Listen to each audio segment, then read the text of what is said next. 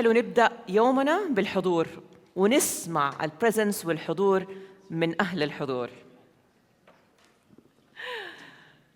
هذا الحضور ما ينقاس أبداً لا بالزمن ولا بشيء تاني، ولكن ينقاس بالوعي وبالقدرة على صنع الأثر. من هذا المعنى حننتقل لرحلة جديدة، رحلة تفتح لنا أبواب مختلفة من تمكين الآخرين من خلال ثقافة الاستماع والفهم. لما نصغي، لما نسمع، نكتشف إن القيادة ما هي أوامر. القيادة حوارات تبنى، والتمكين يبدأ من لحظة إنصات صادقة. خلينا نغوص مع بعض أكثر في هذا البعد الإنساني للقيادة مع الأستاذة ريم الجيزاوي. جلستنا بعنوان استمع إلى فريقك عندما يلتقي التمكين بالثقافة. يلتقي التمكين بالثقافة لتبرز كيف يمكن للإصغاء الفعال وتمكين الأفراد أن يسهما في بناء ثقافة مؤسسية صحية ومستدامة. Thank you very much. بسم الله الرحمن الرحيم. اللهم صل على سيدنا محمد عليه الصلاة وأفضل السلام. Woo!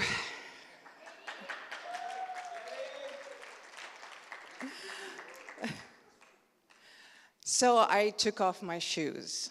2 reasons. 1, I am stepping into my house, this house. 2, I'm stepping into my home, and that is culture. So we have a tradition in Saudi, actually in the Arab world. When you step into your own home, you take off your shoes, and then you step in. And here I am.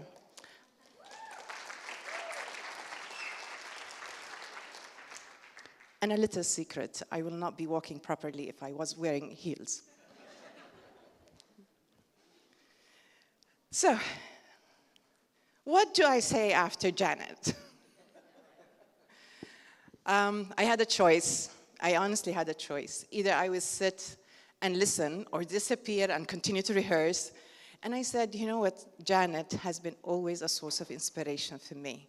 So I chose to sit and just enjoy, get more of that inspiration. And I did. And I'm ready. Here I am, I'm ready. After you. Thank you. Such an honor. We're talking today about something that is an absolute passion to me, which is culture, and more specifically into humanizing culture. So I would start by talking to you heart to heart. My name is Reem. I'm an entrepreneur who chose to follow what she believes in and just not follow the typical system or any specific path, who chose to have this life as her university. And every day's interaction, communication, and connection is my research that I depend on to learn and to grow from. I work side by side an amazing, beautiful team that I wake up every day and I get inspired by. And we take different roles between following and leading together. So I'm not going to go with here's what I am, here's my credentials and my typical of, I have achieved this and I achieved that, which is very important, but you can check my LinkedIn, wink, wink, and we can connect there. And you can find it all there, but I want you to find and to know and to understand the human who I am. I am a dreamer, a believer, a learner, a student, and a leader, and also a follower.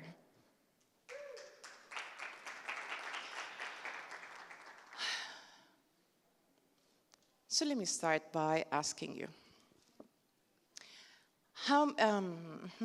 Wait. Let me see.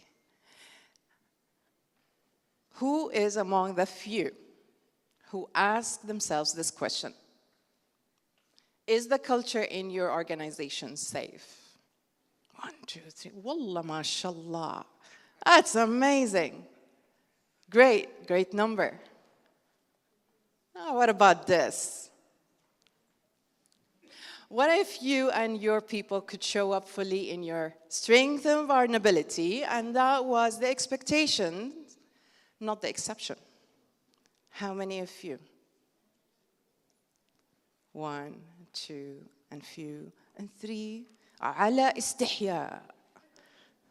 نعم. Beautiful. That's very normal. All right. And I wonder why. Let me start by introducing to you the story of 2 leaders, Adam and Umar. Let's start with Adam. Adam, both of them wakes up at 6:30 in the morning. They're both highly ambitious. They're both highly talented. And their days couldn't be any different. Actually, their days is very, very different from each other. So Adam wakes up with a mindset of, what will I learn today? What is going to happen today that will add to me and to my team? He goes to his office, and with that mindset of curiosity, that he started interacting. He walks into the office, and he sees people, and he starts greeting each other. They start asking about each other. They look each other in the eye, and there is laughter. There's connection happening in that office. So the energy is high, and they have all feel, and he specifically feel, safe, seen, and supported. The connection, as I mentioned, is really high, and this place is not a place of masks, but it is actually a place of trust. And the research is really, really clear. Since yesterday, we've been talking about it. Since yesterday, I've been hearing the word safe. I've been hearing the word supported. Today, we're talking about the leader and his role and what he can establish. And the research is very, very clear. And it says that performance increases by 56% when we are safe, seen, and supported.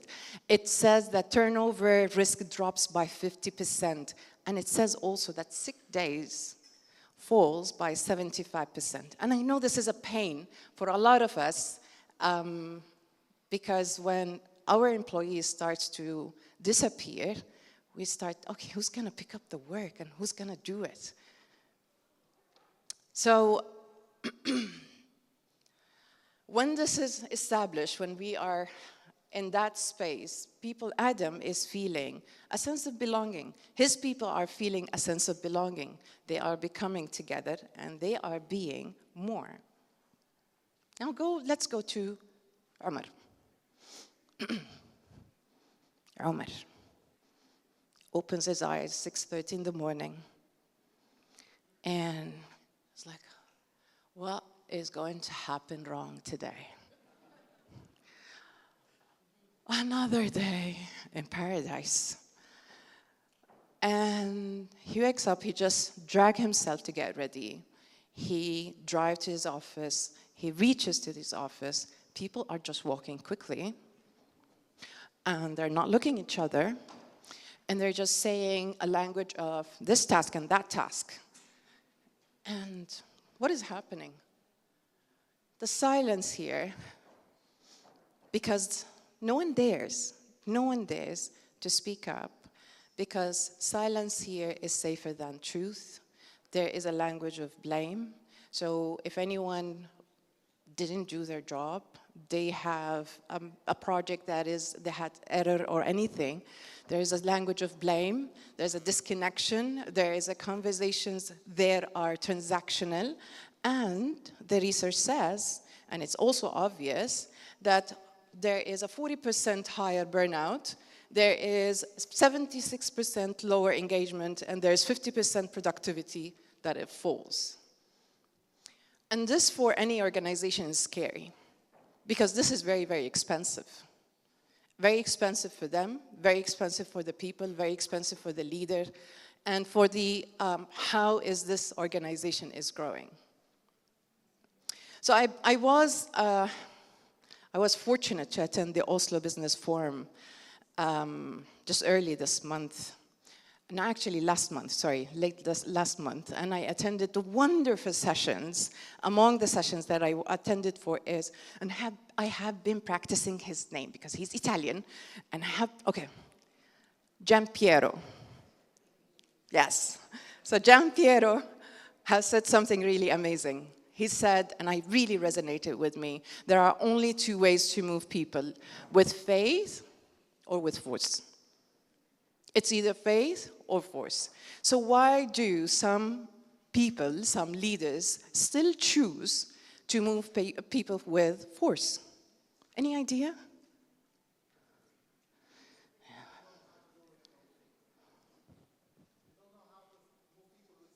Allah, absolutely correct. They might not know how to move people with faith, and they might be choosing to move people with force, because we are accustomed to, you know what? People only move by fear, by giving them that there is expectation on them. If they don't meet it, there are consequences, and therefore there will be a culture of fear, actually. So for that, organizations get together and they say, okay, let us bring a program, and let us bring a well-being program, employee experience programs. Let's have other things. So there are a lot of big spends with a small shifts, and these are the numbers. When I was doing my research and I was getting into these numbers, I was like, wow, we're really spending a lot to create a culture in the organization. And this is all an attempt to create a culture in the organization. These numbers is just to make people what belong. So, but it's really still not happening. It's still something that is not quite clicking, not happening there in these organizations. Something still feels that it is missing. And the question continues to feel that, okay, maybe not this program, let's do another program, let's do something else. So what is happening now? They are trying to fix this, the main thing, psychological safety. And psychological safety is basically, there are signs to it, but we don't start acting into it until we reach here, to the toxic one, many of the times. As my experience working with organizations, as my experience having my own company, I've went through this, I've lived this, and I made my team live this with me as well. So, and we always was, and I reached a point where, okay, what do I do? What do I do when there's low participation? What do I do when there is fear of admitting mistakes? What do I do when there's silence? What do I do? So I tried different things. And this is what I see organizations doing. They try different things so they can start avoiding all of this. Because this, when leadership becomes defensiveness, when power becomes hoarding, when there is a chronic burnout, this is when organizations call on us, coaches, and trainers, and providers, and say, come and support us. And we go there happily. But is that enough? So what is culture today? في منكم مرة حيزعل مني تسك. I call it the cosmetic culture. What is cosmetic culture? I'm not generalizing. I'm saying there is a majority, there is a good number that is, this is what's happening. How many of you are on Instagram? كثير والله, صح? Most of us. Or حتى even LinkedIn. And we see reels of people, the people in the organization, they are taking videos together and there's fun activity happening, so this is part of it. There is different fun days. There is a retreat, or let's take them to team building activities. There's a lot that you all know. And there is the also, let's make them feel even more comfortable. So let's have more off days, or let's have online, working online.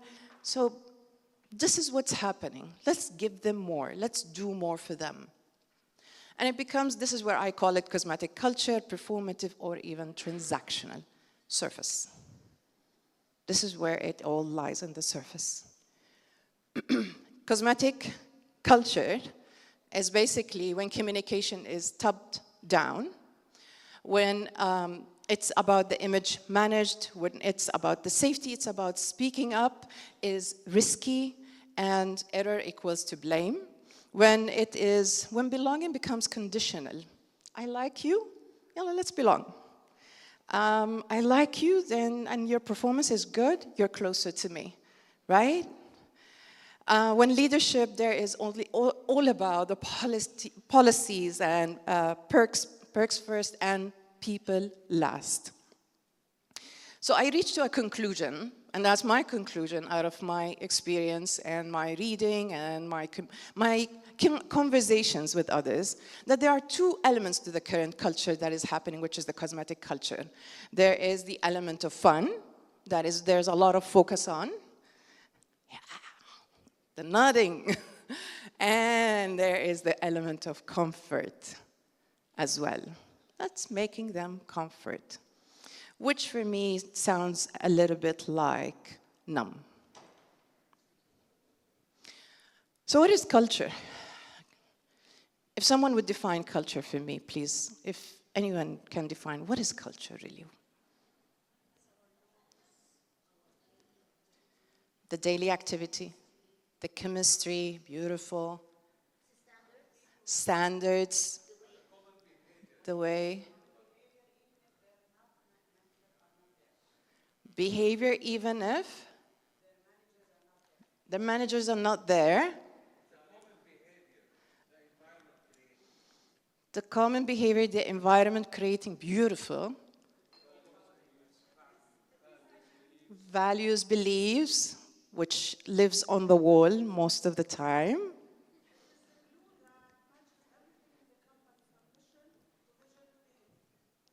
صفقة.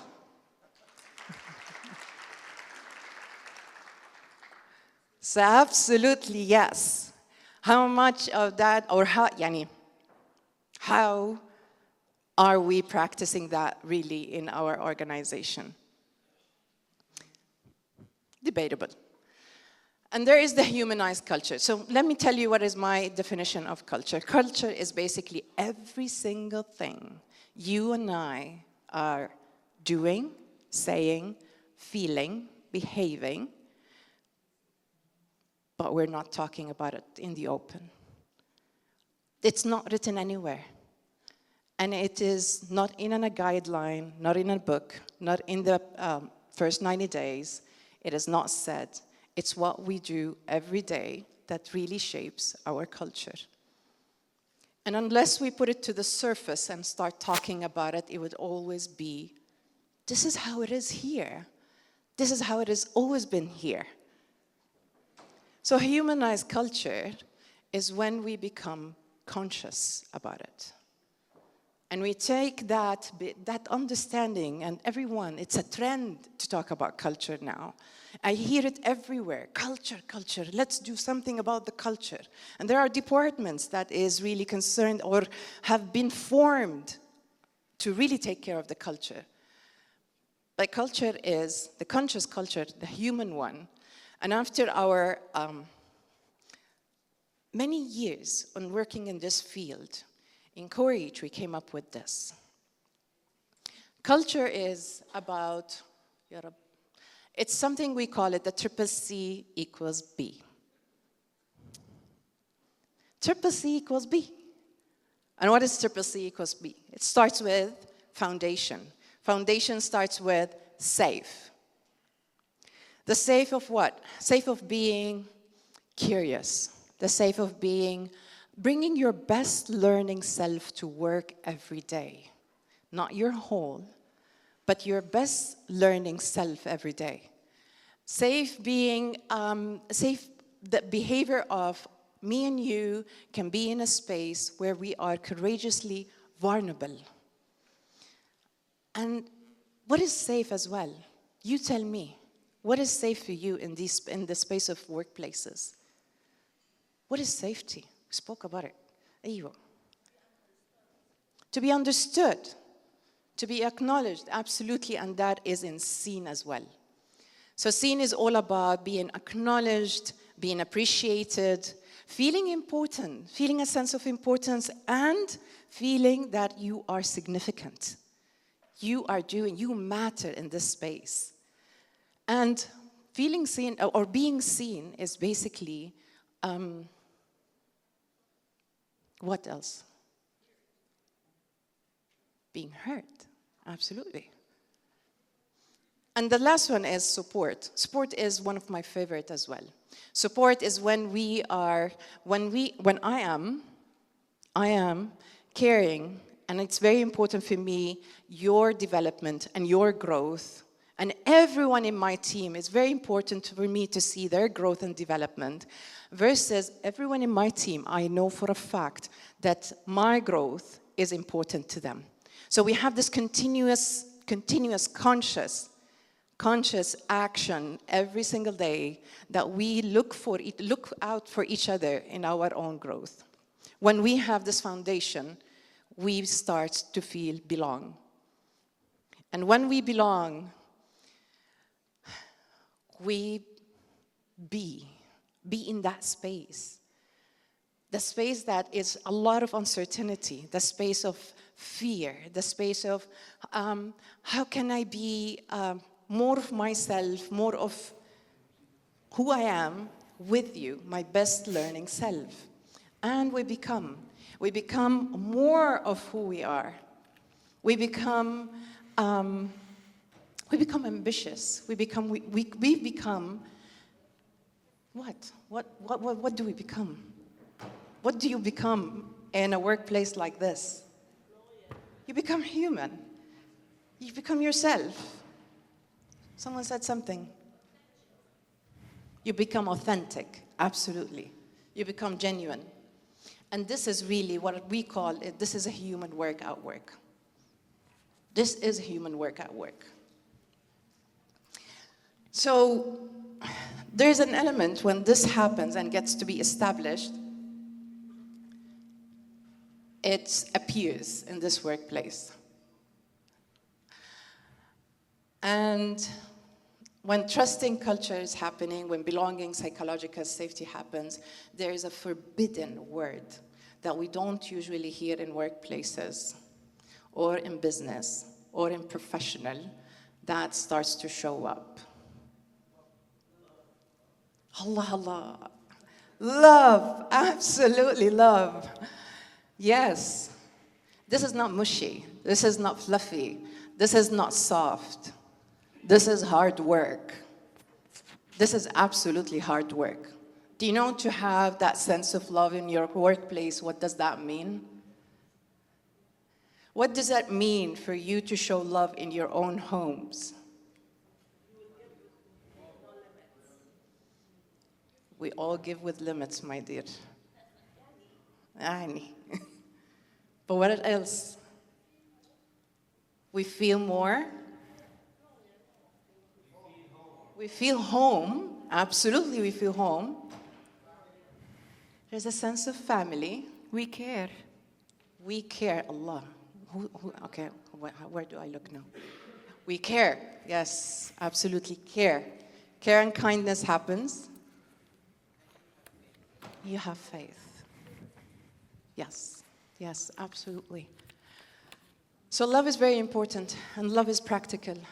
It really requires a lot of work from us. There are a lot of parents here in the room, isn't it? Yes. There's a proud, yes. Indeed. And it takes a lot for a parent to continuously show love, even in the most days that they hate their children. They just want to choke them. But they still choose to show love in a different way. So, how does love and compassion show up at work or at your work? Yalla. I know I need to finish, صح? Tu momento. Okay. But no questions. No, questions by then. Sharing is caring. How is it showing it in time? Time, giving time and space, absolutely. Giving time. Listening. So this is what is happening now, right? Smiling, Allah, Allah. Yes. It's very, very refreshing when you enter the office and the first thing you see, smiles, rather than, صح? So being present, everything that is essential to coaching is how we show love. Coaching is all about love. This is what we give our clients, isn't it? We give them love, but we don't say it out loud, but this is what we do. We are present for them. We show our humility. We communicate our boundaries in a healthy way. We listen closely and actively. We ask more than tell. We are aware of our emotions. We are aware of the emotions of the people around us. And we take these cues into consideration, and therefore, we take our next action accordingly. And we adjust to match that. So here's our action. About to finish. Try this tomorrow. To practice safe, start your next team meeting with a check-in, a welcome, and welcome vulnerability, providing the full space. Just say, how are you today? Give me your check-in. Stay silent. Let them speak whatever they want. For seen, let someone feel noticed. Before the end of the day, send one message. Send one message. Or say one sentence that starts with, I notice how you fill in. Support, tomorrow morning, this is flashing. Tomorrow morning, ask one teammate, what's one thing I can do to make your work easier this week? When Umar applies this, he will have Adam's culture, and the question here, that's my final. The question here, how many of you here are entrepreneurs? Raise your hand. Congratulations, your job is very easy because you can start applying that. Your decision is in your hand, your choice is yours.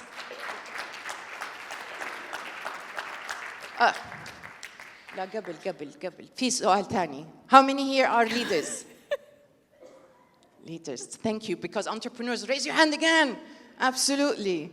And I feel you. I really feel you. Your job is harder.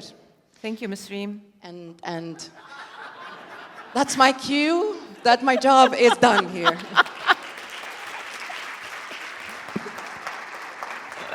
Thank you so much. Merci.